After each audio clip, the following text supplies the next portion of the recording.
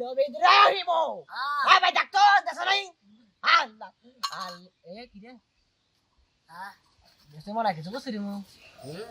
আল্লাহ তোমার বাবা দান করুক বাবা এ কি রে মু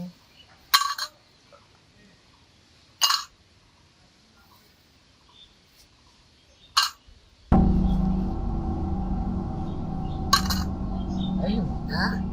এত টাকা তো বাঁচতেছে 1 টাকাও নাই রে ভাই এতে কি করবো আমার মনে হচ্ছে দিয়েছিল তা তো মনে হচ্ছে নেই দেয়নি মনে হয় আরে দেশে হ্যাঁ দেখো তুই আমার হাইজেল করিস দেশে তো হ্যাঁ